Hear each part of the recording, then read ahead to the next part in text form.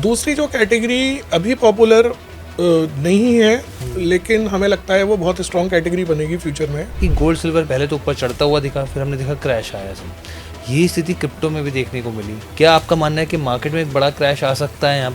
ऐसा किसी भी चीज़ में नॉर्मली करेक्शन 15-20-30% का हिस्ट्री में नहीं देखा है, मैंने तो नहीं देखा है। अगर जहाँ रिटेल निवेशकों की पोजीशन बहुत ज़्यादा हो जाती है तो वहाँ से रिटर्न मिलना काफ़ी मुश्किल हो जाता है। और जब मेरी 6,000 रुपये की तनख्वाह थी, जो मेरी फर्स्ट जॉब थी, उस समय मुझे स्टॉक मार्केट में 70,000 रुपये का घाटा हुआ 15 दिन के अंदर। क्या आपका मानना है 2026 में क्या पैसा बनाना सही में मार्केट से आसान रहेगा? हमारे इन्वेस्टर्स के पोर्टफोलियो में ऑलमोस्ट 30% होगा। बहुत अच्छी वेल्थ क्रिएशन हमारे इन्वेस्टर्स ने देखी है। सिल्वर में यदि कोई कॉल लेना चाहता है तो उसको ये थोड़ा स्टडी, उसको थोड़ा डीपली करना चाहिए। नमस्कार, अमर उजाला द बोनस में आपका बहुत बहुत स्वागत है। मैं हूं आपका दोस्त हर्ष वर्मा और आज हम लोग आपके लिए एक बेहद खास पॉडकास्ट लेकर आए हैं, बेहद खास शख्स के साथ। अगर मैं इनके बारे में आपको बताऊं तो उनके पास दशकों का तजुर्बा है मार्केट्स को लेकर। ना सिर्फ इन्होंने बियर बल्कि बुल के फेजेस देखे हैं, बल्कि उसको टेक्टिकली कैसे प्ले किया जाए वो बहुत अच्छे से जानते हैं और साथ ही 700 करोड़ के आसपास के AUM को संभालते भी हैं। तो हम लोग यहाँ पर स्वागत करते हैं बेहद खास मेहमान का, इन्वेस्ट गुरु के फाउंडर और पार्टनर यहाँ पर पवन अग्रवाल जी का। सर बहुत बहुत स्वागत है आपका। नमस्कार सर, सबसे पहले क्योंकि देखिए हमारा जो पॉडकास्ट है, हम लोग कई तरीके से यहाँ पे अपने दर्शकों को लाभान्वित करने की कोशिश करते हैं। ना सिर्फ यहाँ पे लर्निंग के लिहाज से बल्कि आगे का क्या सिनेरियो रहेगा वो भी बताने की कोशिश करते हैं। इसी लिहाज से सबसे पहला मेरा सवाल रहेगा सर, आप मार्केट्स को कैसे रीड करते हैं? दूसरी चीज़, हमेशा बाजार के लिए एक बड़ा मौका और एक बड़ा खतरा क्या रहता है? Hello Harsh, and thank you for inviting me on this podcast. और आपका पॉडकास्ट मैं देखता हूँ और it is very informative. Thank you so so much. I believe कि ये वाला एपिसोड भी कुछ अच्छा रहे व्यूअर्स के लिए। तो मार्केट में अभी हम यदि वैल्यूएशंस के पॉइंट ऑफ व्यू से देखें तो large caps are fairly valued, small mid caps are on the costly side, वो थोड़े महंगे हैं। तो इसीलिए जो इन्वेस्टर्स के लिए मैसेज है अभी कि स्मॉल मिड कैप में बहुत लिमिटेड एक्सपोजर लें यदि वो नया ले रहे हैं तो, और लार्ज कैप में एक्सपोजर वैल्यूएशन के पॉइंट ऑफ व्यू से फेवरेबल है यदि लोग 3 to 5 years के पॉइंट ऑफ व्यू से इन्वेस्टमेंट देख रहे हैं, लॉन्ग टर्म के पॉइंट ऑफ व्यू से। तो सेक्टर्स पे हमारा कॉल उतना स्ट्रॉन्ग नहीं रहता है, हम मार्केट कैप से ज़्यादा डील करते हैं। दूसरा है जो कमोडिटीज़ वाला पार्ट है, उसमें हमने काफ़ी उतार चढ़ाव देखे हैं। पिछले एक साल में वो चढ़ाव देखा है और पिछले एक महीने में काफ़ी उतार चढ़ाव देखा है। तो कमोडिटीज़ में क्योंकि उसका कोई वैल्यूएशन पैरामीटर नहीं है, हम हिस्टोरिकल रिटर्न से ही उसको जज कर सकते हैं। और उसकी इम्पोर्टेंस जो वर्ल्ड मार्केट में है, स्पेशली गोल्ड सिल्वर की, उस पॉइंट से हम यदि उसको जज करते हैं तो भी जो ग्रोथ है वो थोड़ी अनवारंटेड है और इसीलिए शायद हमने उसमें करेक्शन भी देखा है। अल्टीमेटली फाइनेंशियल मार्केट्स में हम देखे हैं, आप भी देखते हैं हिस्ट्री को, कि जिसको हम रिवर्जन टू मीन बोलते हैं, कि यदि कोई चीज़ बहुत ज़्यादा रिटर्न दे रही है तो ओवर द पीरियड, अब वो 3 महीने में होता है या 3 साल में होता है ये नहीं पता होता, बट अल्टीमेटली जो रिवर्जन टू मीन है वो होता है। तो क्या गोल्ड और सिल्वर इम्पोर्टेंट बुलियन है वर्ल्ड मार्केट के लिए? यस। क्या उसमें आप ग्रोथ फ्यूचर में भी देख सकते हैं? शायद।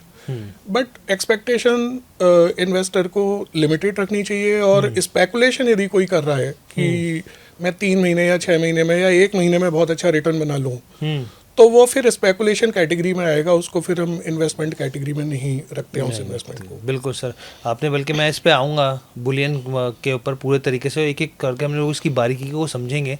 लेकिन सर एक संशय जो निवेशकों के मन में है इस समय, और ये काफ़ी गहरा सवाल है सर इस लिहाज से भी, क्योंकि हमने देखा पहले कि गोल्ड सिल्वर की ज़बरदस्त आपने कहा भाई उतार और चढ़ाव दोनों देखने को मिले। पहले तो ऊपर चढ़ता हुआ दिखा, फिर हमने देखा क्रैश आया सर। यही स्थिति क्रिप्टो में भी देखने को मिली। मतलब अब ये समझिए कि तमाम तरह के गेंस थे जो डोनाल्ड ट्रम्प वापस आए थे, उसके बाद से तमाम गेंस जो है वो गवा दिए क्रिप्टो ने। बिटकॉइन की तो हम देख ही रहे हैं किस तरीके की पिटाई हो रही है। अब एक सवाल उठता है कि सर सब की पिटाई चल रही है, क्या आप मार्केट्स का अगला नंबर है यहाँ पर? क्या आपका मानना है कि मार्केट में एक बड़ा क्रैश आ सकता है यहाँ पर? दूसरी चीज़, क्या आपका मानना है 2026 में क्या पैसा बनाना सही में मार्केट से आसान रहेगा? तो ये पहला वाला क्वेश्चन तो बहुत ही इम्पोर्टेंट है इन्वेस्टर्स के लिए, निवेशकों के लिए।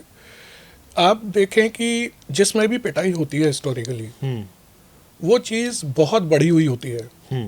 आप हिस्ट्री में कभी भी जाएंगे, कोई भी चीज़ जो 1-2 साल में नॉर्मल रही हो, जिसका रिटर्न नॉर्मल हो 5, 10, 15%, ऐसा किसी भी चीज़ में नॉर्मली करेक्शन 15, 20, 30% का हिस्ट्री में नहीं देखा है। मैंने तो नहीं देखा है।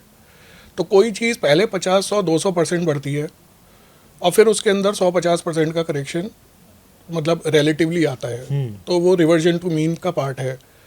तो यदि हम स्टॉक मार्केट को देखते हैं तो क्या पिछले 1-1.5 साल में वो 25, 30, 40% बढ़ा है? नहीं। वो एक्चुअली 23-24 में 25 से 50% बढ़ा था और उसी का हमने रिवर्जन टू मीन पिछले 1.25 साल में देखा है। तो अभी मार्केट में जो फ्रॉड था पहले वो नहीं है।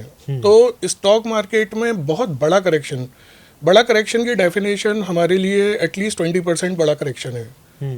3, 4, 5% करेक्शन तो मार्केट में कहीं भी किसी भी लेवल से हो सकता है।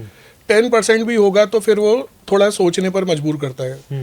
बट डीप करेक्शन मतलब 20% प्लस, जैसे सिल्वर में या गोल्ड में हुआ है या क्रिप्टो में 30% करेक्शन, तो वो 20-30% करेक्शन इस पॉइंट से मार्केट में नहीं दिखता है। दूसरा जो आपने रिस्क वर्ड यूज़ किया, तो जो हम सबसे ज़्यादा रिस्क मार्केट में इस समय हम निवेशकों के पॉइंट ऑफ व्यू से देख रहे हैं, वो मार्केट रिस्क नहीं है। वो क्योंकि मार्केट ने रिटर्न नहीं दिया है, तो निवेशकों का रिस्की एसेट या स्पेकुलेटिव एसेट को देखना रिस्क रिटर्न बनाने के लिए वो ज़्यादा बड़ी रिस्क लगती है हमें आज मार्केट में। मार्केट की खुद की उतनी बड़ी रिस्क नहीं है जितना निवेशक का जो रिटर्न बनाने के लिए रिस्की एसेट के पीछे भागना है, वो ज़्यादा बड़ी रिस्क है आज की डेट में। सर मेरा यहाँ पे सवाल एक ये, इसी से मैं जोड़ लेता हूँ, आप हमारे दर्शकों को ये समझाइए, क्या ये बात सही होगी कहना कि अगर जहाँ रिटेल निवेशकों की पोजीशन बहुत ज़्यादा हो जाती है तो वहाँ से रिटर्न मिलना काफ़ी मुश्किल हो जाता है? तो इसको हम चिकन एंड एग सिचुएशन बोल सकते हैं जी, कि कौन पहले, चिकन पहले है या एग पहले है। तो रिटेल इन्वेस्टर नॉर्मली किस चीज़ में एंटर करता है जिसमें historical recent past return specially जिसमें बहुत ज़्यादा होता है। तो यदि आज कोई आपको एसेट क्लास -20% रिटर्न 1 साल का दिखा रही है, तो उसमें रिटेल इन्वेस्टर भर भर के पैसा डाल रहा हो, बहुत मुश्किल है। ऐसा कभी हिस्ट्री में देखा नहीं गया है। रिटेल इन्वेस्टर पैसा नॉर्मली पास्ट 1 ईयर 6 मंथ्स को देख के वो पैसा डालता है। तो रिटर्न पहले आता है, उसके बाद रिटेल इन्वेस्टर आता है। तो हम ये कह सकते हैं कि जिस चीज़ में बहुत ज़्यादा रिटर्न आ गया है उसमें रिटेल इन्वेस्टर भी आ गया है और फिर रिवर्जन टू मीन की वजह से उसमें हमारे फ्यूचर के रिटर्न एक्सपेक्टेशन जितने ना आने के चांसेस रहते हैं, स्पेशली नियर टर्म में। लॉन्ग टर्म में तो वो एसेट क्लास की जो वैल्यू है, उसकी जो इंट्रिंसिक वैल्यू है, वो डिलीवर करेगा। बट जो हमारा एक्सपेक्टेशन 1 ईयर 6 मंथ्स में जो होता है रिटेल इन्वेस्टर का, वो डिलीवर नहीं होता तो फिर वो डिसअपॉइंट होता है, क्योंकि वो जिस एक्सपेक्टेशन से आया है वो उसकी मीट नहीं हो रही है। तो यदि हम हिस्ट्री को देखें तो रिटर्न्स पहले आते हैं, उसी चीज़ में फिर रिटेल इन्वेस्टर आता है और फिर उसका नॉर्मली एक डिसअपॉइंटिंग एक्सपेक्टेशन जो मीट नहीं होती है, उससे उसका जो एक्सपीरियंस है वो डिसअपॉइंटिंग हो जाता है।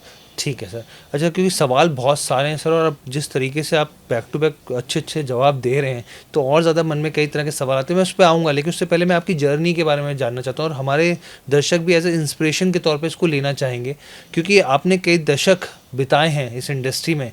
तो किस तरह के उतार चढ़ाव देखे आपने, उससे क्या सीख ली और क्या हमारे जो निवेशक हैं या व्यूअर्स हैं उससे क्या टेक अवेज ले जा सकते हैं? तो मैं आपको ऐसी चीज़ शेयर करूंगा जो बहुत ही लिमिटेड लोग जानते हैं। 97 में मैं अहमदाबाद में जॉब करता था जी, और जब मेरी 6,000 रुपये की तनख्वाह थी, जो मेरी फर्स्ट जॉब थी, उस समय मुझे स्टॉक मार्केट में 70,000 रुपये का घाटा हुआ 15 दिन के अंदर। ओह, 70,000 का हाँ घाटा जी, उस समय सर? उस समय। अच्छा, जब तनख्वाह 6,000 थी और ये 15 डेज में हो गया, तो ये मेरे लिए एक्चुअल में बहुत बड़ा सेटबैक था और बहुत बड़ी मार्केट की लर्निंग थी। तो जो सबसे कोर लर्निंग रही और जो मैं सभी अपने इन्वेस्टर्स को भी शेयर करता हूँ, लर्निंग नॉट मेरा एक्सपीरियंस, उस तक नौबत नहीं आती, कि यदि आप बाज़ार में हैं तो आप क्विक मनी बनाने के लिए आप इसको मत सोचिए। और जिस चीज़ की आप रिसर्च फुल नहीं कर सकते, जिस चीज़ को आप केवल मतलब एज ए इन्वेस्टर मैं क्या सोच रहा था उस समय कि मैं आधा घंटा अखबार वगैरह देखूंगा, थोड़ी मैं कंपनी के बारे में पढ़ूंगा और मैं बहुत अच्छे पैसे बना लूंगा, क्योंकि मुझे ऐसा लगता था कि मेरे को जो नॉलेज आ गई है वो शायद बाजार में किसी और के पास नहीं है शायद तो उस लॉस ने मुझे ये बताया कि क्या स्टॉक मार्केट से पैसा बना सकते हैं। हाँ बिल्कुल। क्योंकि जो मेरा लॉस था एक्चुअल में वो मेरा, यदि मैं 15 डेज और होल्ड करता उसको तो वो गेन में कन्वर्ट हो गया होता। अच्छा। हाँ मतलब वो उस समय वो ₹1,00,000 गेन में कन्वर्ट हो जाता जो मेरा 70,000 का लॉस था। तो उस सिचुएशन ने ये बताया कि if you have your own money, मतलब जितना पैर चादर है उतना आप पैर बाहर निकालो, आप होल्ड कर सकते हो स्टॉक को, और आप क्विक मनी में नहीं रहो, और आप अपना यदि रिसर्च करते हो और उसको सीरियसली लेते हो इन्वेस्टमेंट को, तो definitely this market is for you. But इसमें से कोई भी एक चीज़ नहीं है, मतलब पैसा आपका नहीं है, या जितना है उससे ज़्यादा आप ट्रेड कर रहे हो जैसे आजकल F&O में हो रहा है जी, या फिर आप रिसर्च नहीं कर रहे हो, या आप टाइम देने के लिए रेडी नहीं हो, कोई भी आप एक एलिमेंट इसमें से नहीं। हाँ वही कि पेशेंस नहीं है, आपको जल्दी पैसा बनाना है, पेशेंस नहीं है, तो कोई भी यदि एक चीज़ मिसिंग है तो प्रोबेबली ये बाजार मतलब आपको उतना रिवॉर्ड नहीं कर पाएगा। ये सारे एलिमेंट बाजार को रिवॉर्ड करने के लिए चाहिए। तो जो मेरी जर्नी है वो इस लॉस से शुरू हुई, और मैंने फिर सोच लिया था कि स्टॉक मार्केट में मैं जब भी करूँगा, तो उस समय तो म्यूचुअल फंड को मैं नहीं जानता था जी, बट फिर स्टॉक मार्केट कभी मैंने किया नहीं। और जब 2005 में हमने म्यूचुअल फंड का लाइसेंस लिया, जब हमारी समझ में आया कि ये जगह है जहाँ पैसा बन सकता है इन निवेशकों का, तो फिर वहाँ से जर्नी फिर वो म्यूचुअल फंड से रिलेटेड है। तो मेरा अपना कोई स्टॉक में इन्वेस्टमेंट वगैरह में नहीं करता, मेरा पूरा फैमिली पोर्टफोलियो पूरा सारा कुछ म्यूचुअल फंड्स में है। तो और ये अच्छी जगह है जो एक पीसफुल वेल्थ क्रिएशन की जगह है। तो ये मेरी जर्नी है जो लॉस से शुरू हुई, और आज मेरे खुद के फाइनेंशियल गोल्स जो मेरी फैमिली के हैं, जो मेरे बच्चों की पढ़ाई से रिलेटेड हैं, तो वो सब म्यूचुअल फंड इन्वेस्टमेंट के थ्रू ही पॉसिबल हुए हैं जी। तो ये मतलब मैं आपके सामने चीता चकदा एग्जाम्पल। और बल्कि सर मैं इसमें एक चीज़ और ऐड ऑन करना चाहता हूँ, आपसे समझना चाहता हूँ ताकि हमारे दर्शक भी इस चीज़ को लेसन ले। बहुत सारे जो निवेशक हैं पिछले 1.5 साल में मार्केट ने रिटर्न नहीं दिया, अपने आप को ठगा हुआ महसूस कर रहे हैं, भाई सिप करा रहे हैं हम लोग लेकिन रिटर्न नहीं आ रहे। आपने कहा कि मैं जीता जाता एग्जाम्पल हूँ, उन दर्शकों को क्या मैसेज, निवेशकों को क्या मैसेज देंगे जो ये मान के अभी बैठ गए हैं कि भाई सिप से पैसा नहीं आ रहा तो उसको तो बंद ही कर देना चाहिए? मैं आपको एक रियल एग्जांपल देता हूँ। हमारा एक इन्वेस्टर 24 ईयर का 2010 में हमारे पास आया था, उनके ब्रदर ने इंट्रोड्यूस किया था, उसकी फर्स्ट जॉब लगी थी और उसने 5000 की SIP शुरू की, और उसने कहा कि मैं इसको लंबा चलाऊंगा और आप इसको एक अच्छे फंड में डालिए जिसमें मेरी अच्छी ग्रोथ हो। तो वो जो SIP है वो हमारी किसी इन्वेस्टर की सबसे पुरानी SIP है, वो 16 साल से चल रही है। उसमें 5000 का अमाउंट जो इन्वेस्ट हो रहा है, जो 15 साल इन्वेस्ट हो चुका है, नवंबर 2010 में शुरू हुई थी, उसकी वैल्यू आज 49 लाख रुपीज़ है। ओके। उसमें बहुत उतार चढ़ाव आए, उस इन्वेस्टर ने कभी ना उस पर क्वेश्चन किया।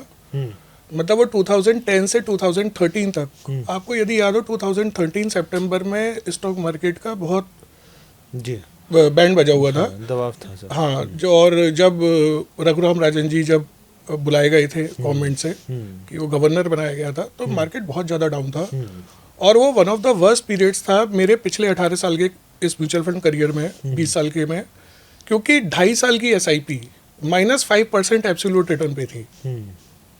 मतलब जो 2.5 साल से SIP चल रही थी वो भी 2.25 साल से वो भी -5% एब्सोल्यूट, तो वो बहुत खराब पीरियड था। बट उस इन्वेस्टर ने तब भी उसको क्वेश्चन नहीं किया, बिल्कुल, और आज उसका पोर्टफोलियो रिटर्न 20% प्लस है। आप कैलकुलेट करेंगे तो आ जाएगा 5000 की SIP 15 years 3 months, it is 49 lakh rupees today.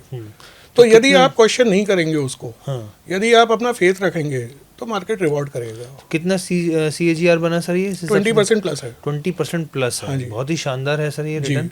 और इसी के साथ सर मैं एक चीज़ और आपसे पूछना चाहूँगा यहाँ पर कि कितने, मतलब आप कितने पोर्टफोलियो को फिलहाल के लिए मैनेज करें, क्योंकि AUM तुमने बताया, अभी आप कितने पोर्टफोलियो को मैनेज कर रहे हैं? जी, तो अभी हमारी जो फैमिलीज जिनको हम केटर कर रहे हैं म्यूचुअल फंड्स के लिए, वो अराउंड 4000 है, जिसमें यदि फैमिली मेंबर्स को मैं काउंट करूं which is more than 5500, between 6,000 and 5,500 are the family members. ठीक है सर। सर आपने एक कड़वा लेसन तो बताया जिससे सीखना चाहिए, एक अच्छा लेसन भी बताइए सर जो आपको लगा हो कि ये मैंने दाव लगाए, बेट लगाया और बहुत ही शानदार रहा सर, उसके बारे में कुछ साझा कीजिए।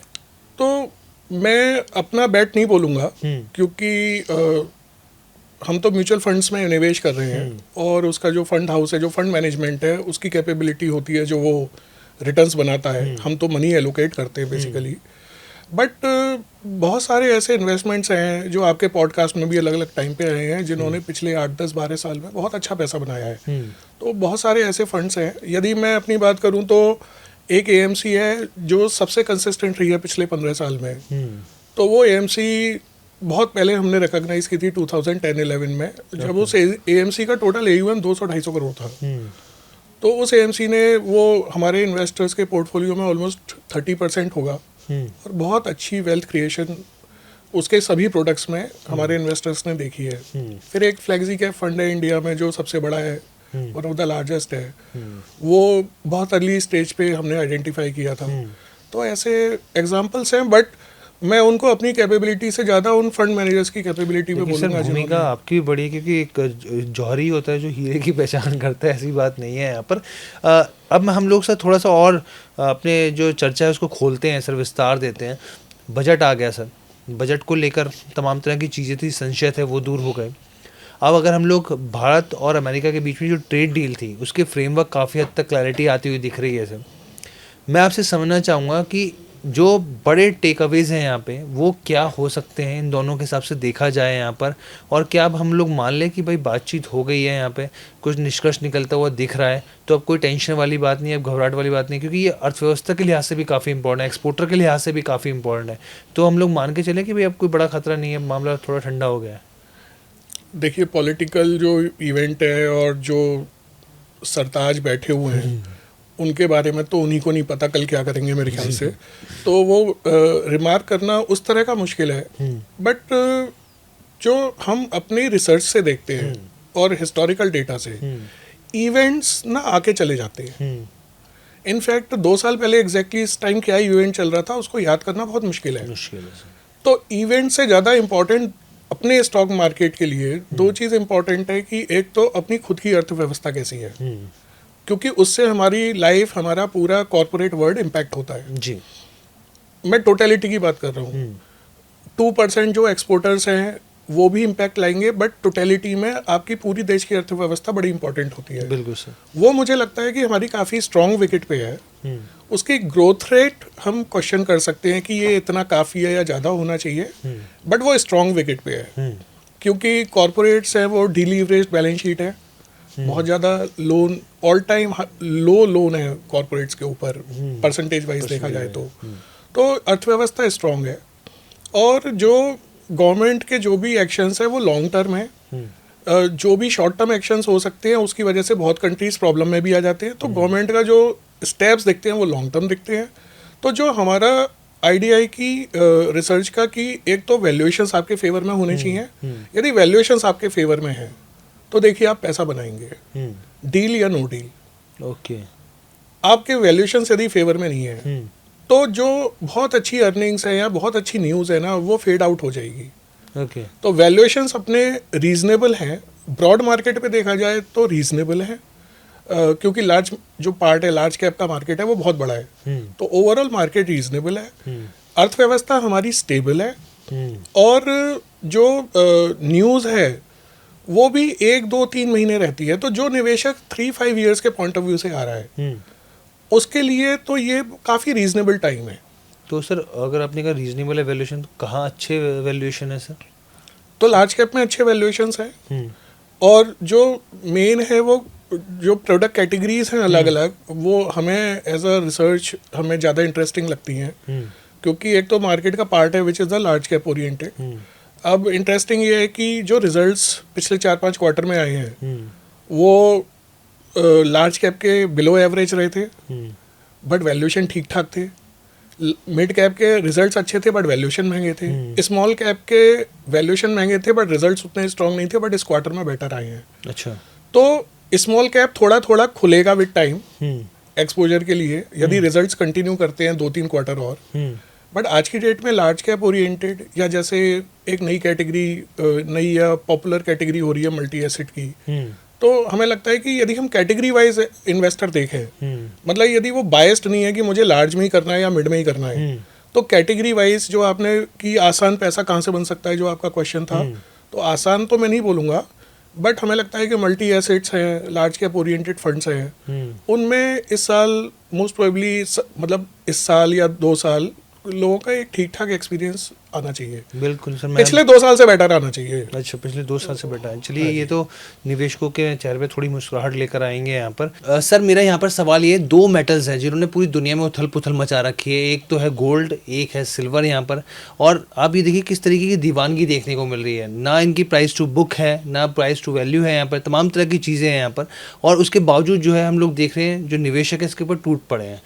मैं आपसे समझना चाहता हूँ कि बदलते दौर के हिसाब से क्या इसको वापस परिभाषित करने की ज़रूरत है, नई दिशा में इसको देखने की ज़रूरत है यहाँ पर, और आने वाले दिनों में आप इसको कैसे देख रहे हैं रिटर्न के लिहाज से? तो आप एक्चुअल में तो तीसरा मेटल भी ऐड कर सकते हैं, अच्छा, विच इज़ कॉपर। कॉपर, क्योंकि हमारे पास तो इन्वेस्टर्स की कॉपर खरीदने की भी कॉल आ गई थी कि ETF बताइए जिसमें मैं कॉपर ले सकूं। कॉपर ले सकूं, तो वो भी इंटरेस्टिंग हो रहा है। बट जो आपका प्रश्न है कि गोल्ड और सिल्वर, तो भले ही उसके पी नहीं है, पी भी नहीं है, क्योंकि वो ट्रेडिशनल स्टॉक मार्केट के मैट्रिक्स है, बट ये जरूर है कि गोल्ड, तो ऐसा नहीं है कि हम गोल्ड के लिए बहुत फेवरेबल हैं या हमारा बहुत बड़ा एलोकेशन है उसके अंदर, बट जो गोल्ड जो जिस चीज़ की डिमांड को वो करता है, सेटिस्फाई करता है, जो नीड को सेटिस्फाई करता है, वो कोई और चीज़ ना सेटिस्फाई नहीं करती है जी। तो हर चीज़ का पी या पी भी होना शायद उतना ज़रूरी नहीं है। एक मकान जो आप अपने लिए बना रहे हैं, उसका पी भी नहीं देखते हैं, वो आप रहने के लिए बना रहे हैं, आप पीस ऑफ माइंड के लिए बना रहे हैं। तो हर चीज़ रिटर्न के लिए नहीं होती है। हम health insurance, life insurance, term plan लेते हैं, वो भी हम पीस ऑफ माइंड के लिए लेते हैं। Return is not our target. तो गोल्ड भी एक तरह से जो हम हिस्टोरिकली पढ़ते हैं कि वो हैज अगेंस्ट इन्फ्लेशन है, हैज अगेंस्ट अनसर्टेनिटी है, वो रोल उसका डिमिनिश अभी तो होता हुआ नहीं दिखता। इनफैक्ट जितनी अनसर्टेनिटी बढ़ रही है, सेंट्रल बैंक्स की उतनी बाइंग उसके अंदर हो रही है। कोई भी सेंट्रल बैंक ऐसा नहीं है कि जो कम बाइंग कर रहा हो या जो सेलिंग कर रहा हो। तो यदि gold as a precious metal hedge against uncertainty माना जाता है, और अनसर्टेनिटी वर्ल्ड में हमेशा थी, है और हमेशा रहेगी, तो गोल्ड का तो रोल अनसर्टेनिटी से रिलेटेड है स्ट्रांगली। अपार्ट फ्रॉम दैट कि वो ज्वेलरी की तरह भी यूज हो सकता है, तो वो भी नहीं नकारा जा सकता। यदि हम आज एक 20 लाख रुपए की लग्जरी कार खरीदते हैं 50 लाख की, तो कोई यदि 10 लाख का गोल्ड का भी ज्वेलरी बनाता है, तो उसका भी हम रिटर्न से हम उसको कंपेयर नहीं करते। सवाल सिल्वर का है, तो सिल्वर का प्राइमरीली डोमेस्टिक यूज इतना नहीं है, ना वो होर्डिंग के लिए है, मेन उसका यूज है इंडस्ट्रियल सिल्वर का। और सिल्वर की स्पेसिफिकली जो हम पढ़ते हैं कि माइनिंग होती नहीं है, वो बाय प्रोडक्ट की फॉर्म में ज़्यादा निकलता है जी। तो यदि उसका इंडस्ट्रियल यूज़ है, तो अब उस पर कितना स्पेकुलेशन होना चाहिए डिमांड सप्लाई के बेसिस पे। एक सज्जन नहीं जो एक्सपर्ट हैं फंड मैनेजमेंट के, उन्होंने एक डेटा शेयर किया था कि यदि आप सिल्वर का जो गिल्ड है वर्ल्ड में, जो उनकी बॉडी है, उसका यदि आप डेटा देखें पिछले 3 साल का, तो बहुत इंटरेस्टिंग ये है कि भले ही ईवीज और सोलर पैनल्स वगैरह बढ़े हैं, जिनकी नरेटिव अभी आ रहा था कि ये क्योंकि बढ़ रहे हैं तो सिल्वर की डिमांड बहुत ज़्यादा है, तो उन्होंने ये डेटा स्टडी किया था कि ये जो 3 साल से सिल्वर की डिमांड उस पर्टिकुलर पार्ट में ज़्यादा हुई नहीं है। ये गिल्ड का डेटा है। तो यदि गिल्ड का डेटा ये कह रहा है कि इन पार्ट्स में सिल्वर की खपत ज़्यादा नहीं बढ़ी है, तो जो नरेटिव है वो उसकी क्या बैकग्राउंड है और उसकी डिटेलिंग क्या है, वो सिल्वर में यदि कोई कॉल लेना चाहता है तो उसको ये थोड़ा स्टडी, उसको थोड़ा डीपली करना चाहिए। ठीक है। अच्छा सर, अब मैं एआई की बात करूँगी, गोल्ड सिल्वर की बात हुई, तो एआई पर भी बात करना बहुत ज़्यादा ज़रूरी है। बजट में भी देखा डाटा सेंटर्स पे हमने देखा कि वित्त मंत्री निर्मला सीतारमण ने यहाँ पे टैक्स हॉलीडे की बात करी।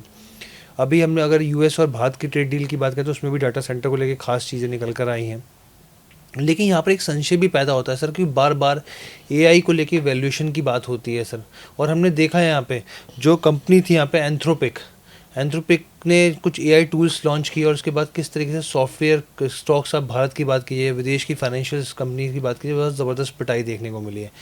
बहुत सारे जो निवेशक हैं वो टेक्नोलॉजी फंड्स में भी निवेशित है सर, उस लिहाज से कि भाई एआई के हिसाब से कुछ तो आगे एक अच्छा अपसाइड देखने को मिल सकता है। अब यहाँ पे कन्फ्यूजन की स्थिति पैदा हो गई है सर।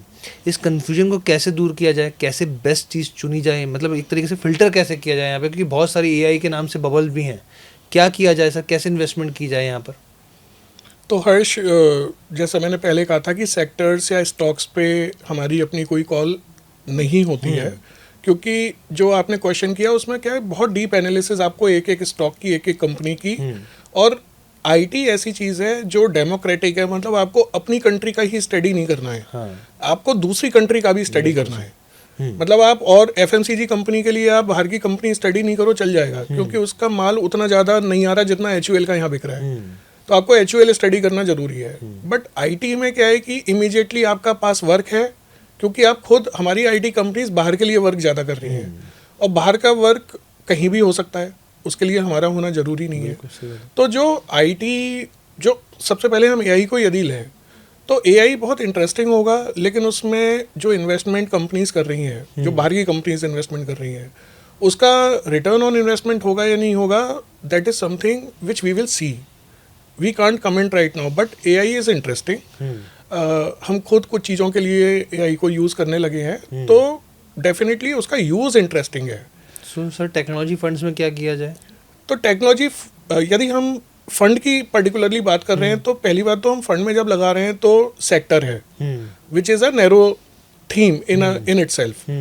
तो यदि हमारा लॉन्ग टर्म होराइजन है कि मैं 10-15 साल के लिए लगाना चाहता हूँ, तो it will give you a reasonable return, क्योंकि हमारे पास भी अच्छी कंपनीज हैं, इंडिया में बहुत अच्छी कंपनीज हैं, स्पेशली मिड साइज में बहुत अच्छा वर्क हो रहा है, उनकी ग्रोथ रेट भी अच्छी है। तो टेक्नोलॉजी फंड हम कोई भी ले रहे हैं तो हमें फंड मैनेजर के ऊपर उसकी काबिलियत पे छोड़ना है कि वो उस तरह की कंपनीज को खुद ही ढूंढ लेगा। तो कंपनीज, कौन सी कंपनी एआई में अच्छा करेगी या नहीं करेगी, वो एक म्यूचुअल फंड निवेशक का वो उस तरह से उसको वो वर्क एफर्ट नहीं डालना है। बट टेक्नोलॉजी फंड क्या फ्यूचर के लिए उतना इंटरेस्टिंग नहीं है जस्ट बिकॉज के एआई आ जाएगा, तो मुझे लगता है कि नहीं, मतलब कुछ वर्क तो हमेशा बना रहता है, और जो ग्रोथ ओरिएंटेड कंपनीज हैं, जो फ्लेक्सिबल कंपनीज हैं, वो अपने लिए रास्ता ढूंढती हैं, तभी उनकी, क्योंकि आज एआई है। यदि आप 3-4-5 साल पहले जाएंगे तो आईटी के लिए तो भी चैलेंजेस अलग अलग बने रहते हैं। हाँ, तो कंपनीज उसको अपने स्ट्राइड में लेती हैं। प्रॉब्लम उन कंपनीज की है जो साइज या लेगेसी की वजह से अपने अंदर वो चेंजेस उतना फास्ट नहीं ला सकती हैं। तो वो कंपनीज का एलोकेशन मेरे पोर्टफोलियो में कितना होना चाहिए, वो फिर आप अपने जो भी आप फंड सेलेक्ट करते हैं, फिर आप उस फंड मैनेजर की कॉल पे जाते हैं। अच्छा सर, आगे बढ़ना चाहूँगा थोड़ा सा, हम लोग और यहाँ पे पर्सनल फाइनेंस की तरफ बढ़ते हैं। हम लोग लगातार देखते हैं सुकन्या समृद्धि योजना है, बिटिया के लिए बहुत सारी स्कीम्स की बात होती है यहाँ पर। क्या बेटे को नज़रअंदाज किया जाता है इस लिहाज से यहाँ पर कि भाई आगे के हिसाब से कौन सी स्कीम्स में निवेश किया जाए? कन्फ्यूजन की स्थिति पैदा होती है, अगर होती है तो कैसे इसका निवारण किया जा सकता है? क्या आपका भी यही मानना है? तो ये आपने बहुत इंटरेस्टिंग चीज़ पिक की है, क्योंकि हमारे दिल के बहुत करीब है। अच्छा। पेरेंट्स, हम देखते हैं अपने इन्वेस्टर्स में कि काफ़ी जिनकी बच्चियां हैं, छोटी बच्चियां हैं या न्यू बॉर्न गर्ल होती हैं, तो लोग उसके नाम पर इन्वेस्टमेंट शुरू करते हैं। और हम अक्सर सुनते हैं कि नहीं, बच्ची के लिए तो मैंने सुकन्या समृद्धि स्टार्ट कर दिया है। फिर जब हम पूछते हैं कि यदि उसका बेटा है, बड़ा है, या बच्ची बड़ी थी, बेटा हो गया है, तो नॉर्मली क्योंकि गवर्नमेंट की कोई स्कीम नहीं है, तो उनके माइंड में नहीं आता कि हम उसके लिए भी कुछ शुरू करें। तो डेफिनेटली यदि जो टारगेट ऑफ इन्वेस्टमेंट है, मतलब आप एजुकेशन, मैरिज, जो भी आप प्लान कर रहे हैं, वो तो दोनों की ही होनी है अल्टीमेटली। तो पेरेंट्स डेफिनेटली धीरे धीरे जागरूक होने लगे हैं, और हमारा रोल ही यही है कि हम इस पॉडकास्ट या इस तरह के मीडियम से बताएं कि लड़कों की भी पढ़ाई होती है, उनकी भी मैरिज होनी है, उनकी भी चीज़ें होनी है जी। तो स्पेशली जैसे म्यूचुअल फंड्स में चिल्ड्रन प्लान होते हैं, नॉर्मल प्लान भी लोग ले सकते हैं, बट चिल्ड्रन प्लान भी होते हैं। और अब रेगुलेटर ने तो इन्वेस्टमेंट भी काफ़ी इजी किया हुआ है कि बच्चों के नाम पर इन्वेस्टमेंट हो सकता है, और वो भी पहले बच्चे का अकाउंट होना ज़रूरी था, अब तो पेरेंट्स के अकाउंट से भी बच्चे के नाम से इन्वेस्टमेंट हो सकता है। तो जिन लोगों ने इस तरफ ध्यान अभी उतना नहीं दिया है, जो क्वेश्चन आपने उठाया है, तो हमें लगता है कि लोगों को अपने बेटे के लिए, बेटी के लिए, दोनों के लिए ही चिल्ड्रन प्लान म्यूचुअल फंड्स के देखने चाहिए स्पेशली, और उसमें उनके नाम से इन्वेस्टमेंट करना चाहिए। उसके लॉन्ग टर्म बेनिफिट्स काफ़ी होते हैं, तो वो बच्चों, दोनों ही बच्चों के लिए करना चाहिए। सर इसमें मैं एक क्वेश्चन और जोड़ देता हूँ, मैं आपसे समझना चाहूँगा, क्योंकि सर चिल्ड्रन फंड्स की बात करी, सब मतलब जो है कोशिश की जाती है हमारे ज़रिए, आपके ज़रिए जागरूक करने की, लेकिन अभी भी सर वो जो दिलचस्पी है वो नहीं दिखती सर। क्या इसके पीछे रिटर्न ही है या फिर कुछ और वजह देखते हैं, और कैसे इस चीज़ को दूर किया जा सकता है? तो रिटर्न तो मैं नहीं बोलूँगा, क्योंकि जो चिल्ड्रन प्लान है वो भी नॉर्मल डाइवर्सिफाइड फंड्स की तरह वर्क करते हैं, उसी तरह मैनेज होते हैं, और उनका आप यदि परफॉर्मेंस देखेंगे तो it is very good as comparable to any other equity fund. तो उसमें ये ज़रूर है कि कुछ चिल्ड्रन प्लान ऐसे हैं फंड हाउसेस के पास जिसमें एक एग्रेसिव ऑप्शन है, एक कंजर्वेटिव ऑप्शन है। तो कंजर्वेटिव ऑप्शन का रिटर्न लॉन्ग पीरियड में कम दिखता है ऑब्वियसली, क्योंकि उसका मैनेजमेंट ही उस तरह से होता है। एग्रेसिव फंड का नॉर्मल इक्विटी फंड की तरह दिखता है। तो ये हो सकता है कि कभी कोई कंजर्वेटिव फंड का रिटर्न देख के ये कंफ्यूज हो जाए कि इतना ही रिटर्न इसमें आता है क्या, और उसका शायद उतना इंटरेस्ट नहीं बने। तो चिल्ड्रन फंड एग्रेसिव भी हैं, मॉडरेट भी हैं, कंजर्वेटिव भी हैं, तो इन्वेस्टर अपनी रिस्क एपिटाइट के हिसाब से फंड देख सकता है। बट जो मेन हर्डल हमने पास्ट में देखा था वो ये था कि बच्चे का क्योंकि अकाउंट ज़रूरी होता था, तो लोगों का रेजिस्टेंस रहता था, क्योंकि उसको अकाउंट खोलें फिर उसकी मिनिमम बैलेंस मेंटेन करें। बट अब रेगुलेटर ने कुछ 1.5-2 साल से तो ये इजी कर दिया है कि गार्जियन के पेरेंट जो गार्जियन बनते हैं उनके नाम से, मतलब उनके अकाउंट से भी इन्वेस्टमेंट हो सकता है जी बच्चे के नाम पर। तो वो पहले से ज़्यादा इजी हो गया है और ये थोड़ा धीरे धीरे पॉपुलर हो रहा है। ठीक है। दूसरा पॉइंट जो है, जो इंफॉर्मेशन से रिलेटेड है, कि क्योंकि जब हम एज एन एडल्ट इन्वेस्ट करते हैं तो हम पैन कार्ड मैंडेटरी होता है। तो पेरेंट्स के माइंड में हमने ये देखा है कि वो कई बार बच्चों का इन्वेस्टमेंट इसलिए नहीं करते क्योंकि उनको लगता है कि बच्चे का तो पैन कार्ड है नहीं, तो इसका तो फिर म्यूचुअल फंड इसका मतलब हो ही नहीं सकता, क्योंकि जब भी म्यूचुअल फंड होता है तो पैन कार्ड मैंडेटरी होता है। तो फिर जब उनको ये पता चलता है कि नहीं, ऐसा गार्जियन उनका पैन कार्ड यूज होगा, बच्चे का पैन कार्ड होना जरूरी नहीं है, तो फिर उनका जब ये क्लैरिटी हो जाती है तो फिर लोगों का इंटरेस्ट हमने देखा है कि वो डेवलप हो जाता है। ठीक है सर, ये आपने बहुत अच्छे से रखा दर्शकों के सामने ताकि उनके मन में भी क्लैरिटी हो सके। सर एक और बहुत गंभीर मुद्दा है यहाँ पे, और मैं कुछ आंकड़े देख रहा था, करीब 80% भारतीय अभी भी ऐसे हैं जो सर रिटायरमेंट प्लानिंग नहीं करते। ये कितनी बड़ी लापरवाही है सर, पहली चीज़। दूसरी चीज़, अगर किसी को मैं 2 एज बार में बांट देता हूँ, पहला एक 35 साल, दूसरा एक 45 साल। अगर उनको रिटायरमेंट प्लानिंग शुरुआत करनी है आज से सर, तो वो किस तरीके से बेस्ट रणनीति बना सकते हैं आप? तो रिटायरमेंट प्लानिंग इम्पॉर्टेंट एस्पेक्ट है, क्योंकि हम जब गवर्नमेंट के फिगर्स आते हैं कि अगले 15 साल में हमारे 25-30% लोग रिटायरमेंट ले लेंगे, मतलब जो नंबर्स आते हैं वो बहुत बड़े आते हैं और उसमें करोड़ों लोग होते हैं। तो रिटायरमेंट प्लानिंग इम्पॉर्टेंट बहुत है, और उसकी जो इम्पोर्टेंस है वो मैं व्यूअर को इसलिए बताना चाहूँगा कि जो लाइफ है हमारी आफ्टर रिटायरमेंट, उसके जो नंबर ऑफ ईयर्स हैं वो अनसर्टेन है। वो 20, 25, 30 हमारी लॉन्गेविटी कुछ भी हो सकती है, और उस समय हमारी रिक्वायरमेंट हेल्थ से रिलेटेड, फैमिली से रिलेटेड या किसी भी रीज़न से वो हम फोर्स ही नहीं कर सकते उसको।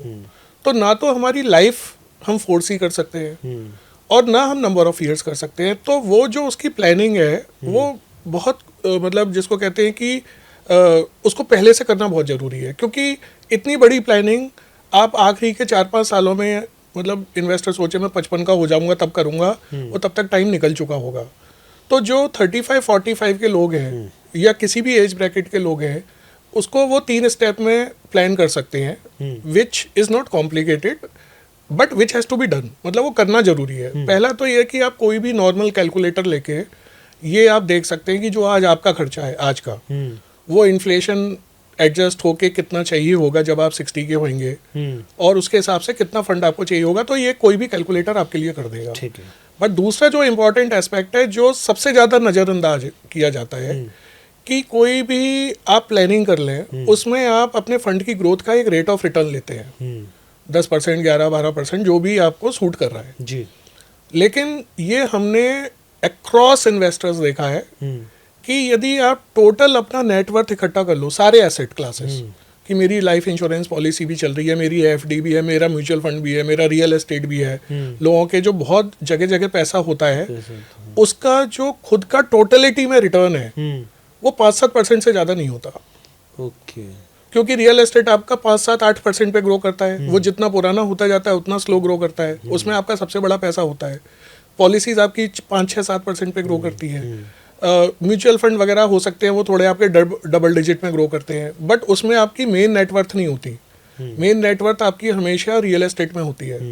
तो जब आप टोटलिटी में एज इन्वेस्टर यदि वो लिस्ट बनाए कोई इन्वेस्टर, तो वो देखेगा कि उसका 5-7% का 8% का रिटर्न टोटल वैल्यू पे है। अब यदि मैं अपना एक्सपेक्टेड रिटर्न ले रहा हूँ 12 अपने रिटायरमेंट फंड में, और मेरा पोर्टफोलियो ग्रो कर रहा है 8% पे, तो जब मेरा रिटायरमेंट होगा तो मेरे पास सफिशिएंट पैसा नहीं होगा। बिल्कुल। तो ये जो दूसरा स्टेप है कि आपने जब कैलकुलेटर यूज कर लिया, तो आप अपने हर साल एक लिस्ट बनाएं अपने एसेट्स की, और उसको हर साल 2 साल में ट्रैक करें कि इसकी ग्रोथ रेट मेरे कैलकुलेटर के रिटर्न के बराबर है या नहीं। यदि वो है तो आप ट्रैक पे हैं, बट यदि वो नहीं है तो आपको फिर उसको रीबैलेंस करने की अकॉर्डिंगली जरूरत है। तो 35 साल का हो या 45 साल का हो, स्टेप यही रहेगा उसका।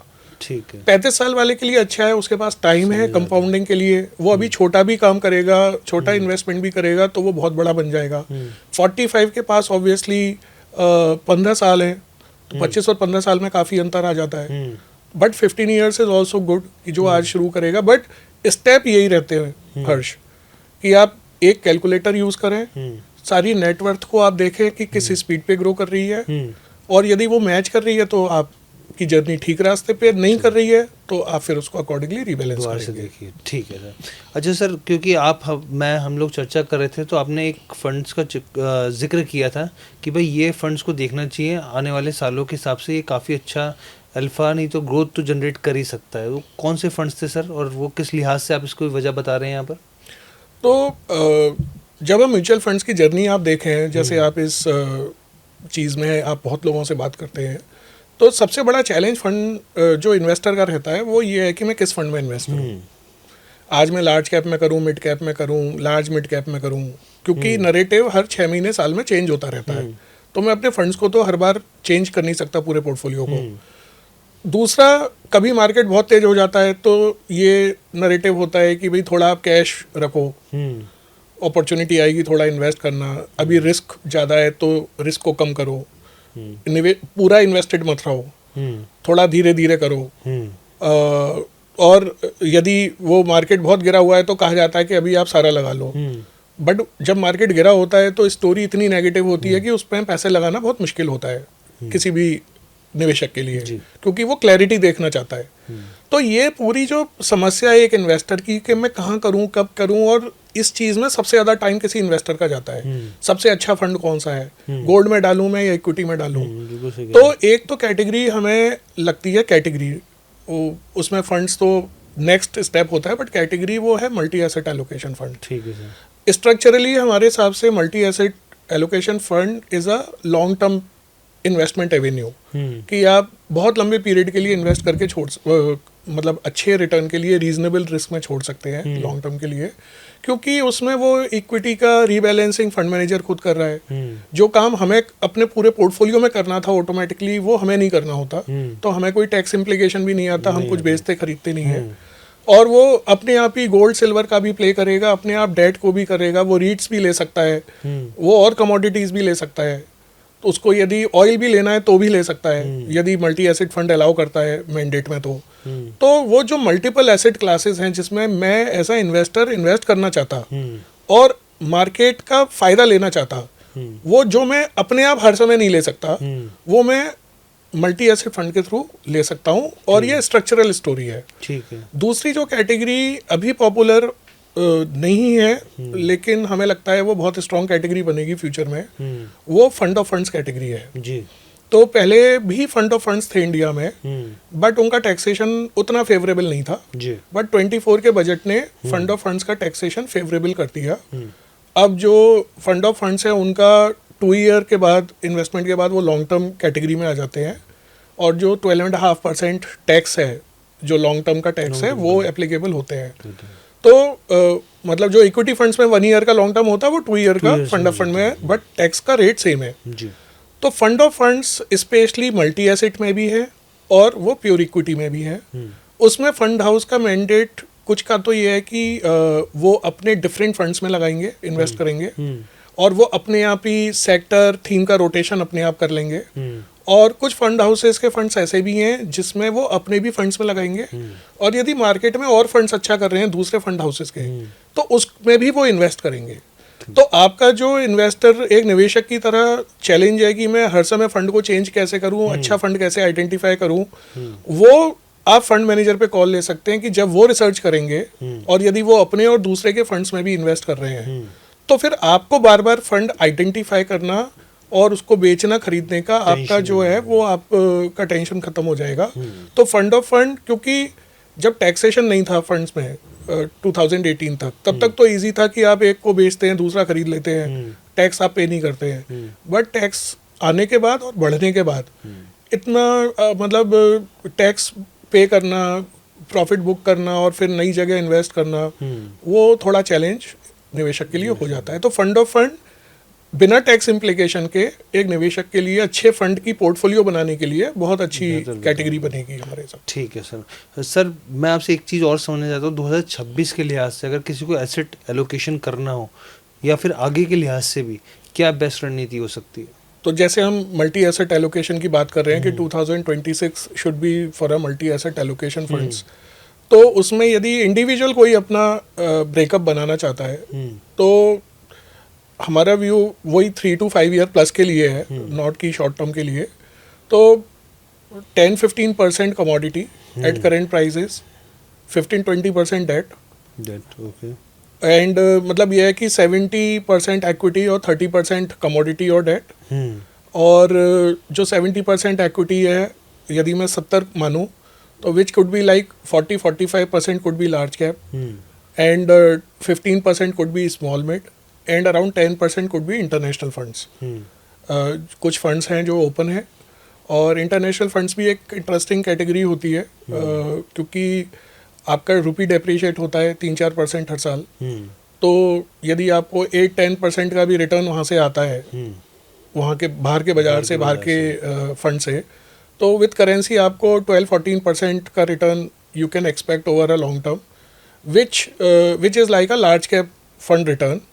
तो ये है कि इंडिया के बाहर भी आप अपना जो top companies of the world है, आप उसमें एक लिमिटेड एक्सपोजर आप ले रहे हैं। तो जो 70 equity and 30 commodity and debt, तो इस साल के लिए we believe that this should be a reasonable category, जिसमें बहुत ज़्यादा वोलेटिलिटी इन्वेस्टर नहीं देखेगा, और एक मार्केट के बराबर या मार्केट बीटिंग रिटर्न अगले 2-3 साल में उसको मिल जाने चाहिए। अच्छा सर, डाटा हम लोग चर्चा कर रहे थे, डाटा जो बताते हैं पिछले, अगर आप देखें हर 1.5 साल में कोई ना कोई सेक्टर वाइज रैली आती है, या फिर हम लोग कहें कि सेक्टरल के हिसाब से नहीं तो दूसरी हिसाब से चीज़ों को देखें। यहाँ पर आपका क्या मानना है सर, इस रैली को कैसे पकड़ा जा सकता है, जिनसे हालांकि टॉप एंड बॉटम कोई नहीं जानता कि क्या होगा, लेकिन अगर ऐसे में रैली आती है, हमने PSUs में भी देखा, डिफेंस में भी देखा, तो उसको कैसे प्ले किया जाए यहाँ पर, क्योंकि आपके पास सालों का तजुर्बा है सर, उसको हमारे दर्शकों के साथ साझा कीजिए, कैसे प्ले कर सकते हैं इसको? जो हमारी अपनी अंडरस्टैंडिंग है वो ये है कि आप डाइवर्सिफाइड प्रोडक्ट्स के थ्रू ही प्ले कर सकते हो उसको।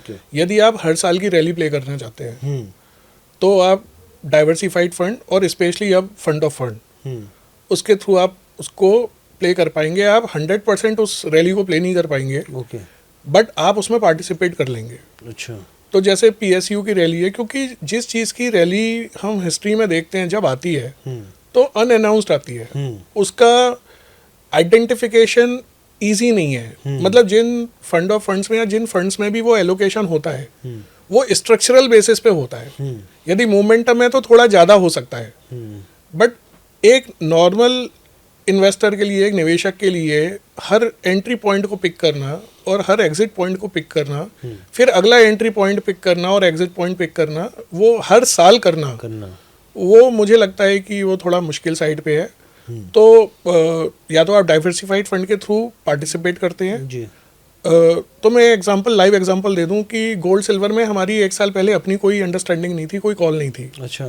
लेकिन मल्टी एसेट की कॉल हमारी 4-5 साल से है।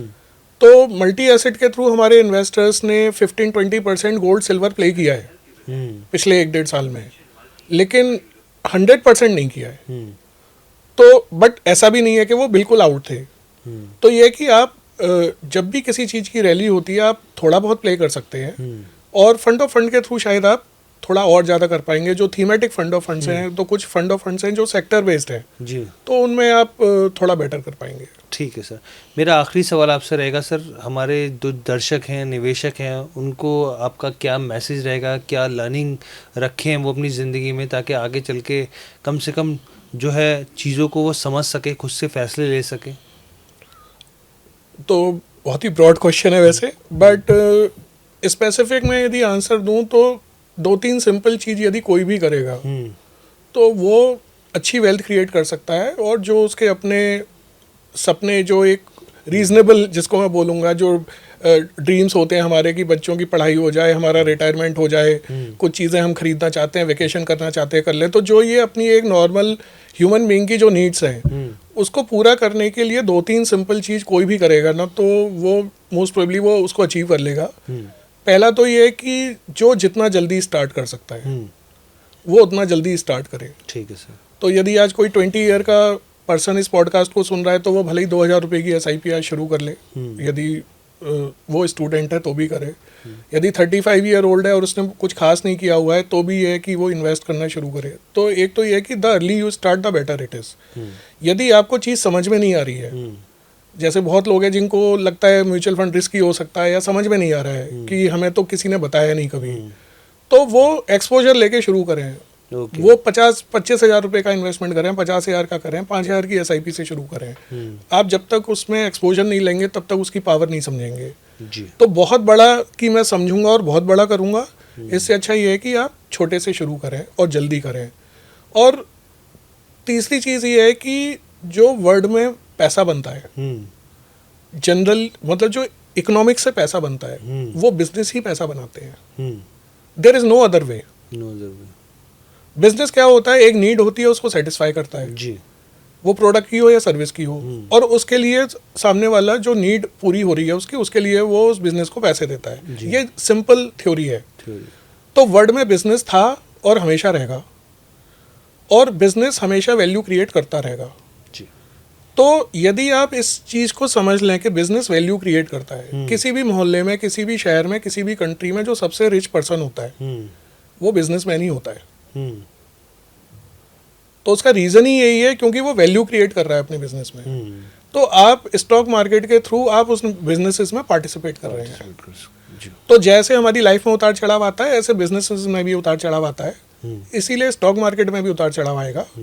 बट उतार चढ़ाव का ये मतलब नहीं है कि वो जगह आपके लिए नहीं है। तो यदि आपका लॉन्ग टर्म होराइजन है, आप उस रिस्क को समझ रहे हैं कि हाँ थोड़ा बहुत तो प्लस माइनस मेरा होता रहेगा, और अकॉर्डिंगली फिर आप किसी के थ्रू, किसी से समझ के आप अपना एसेट एलोकेशन उस तरह से प्लान करते हैं, तो this is a place to be in. तो आप पेशेंस रखिए। इस मतलब बाजार ने रिवॉर्ड किया है पास्ट में भी लोगों को, आपको भी करेगा, बस आपको इस बाजार के अंदर रहना है। आप बाजार के बाहर रह के आप रिवॉर्ड नहीं देख सकते।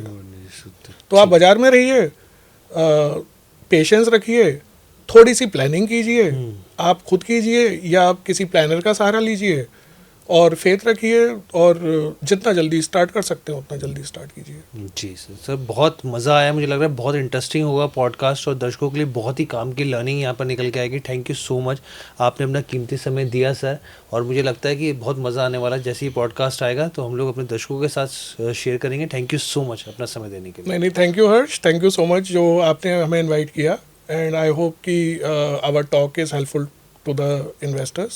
So thank you so much. मैं भी सर यही उम्मीद करता हूँ। Thank you so much. Yeah, thank you.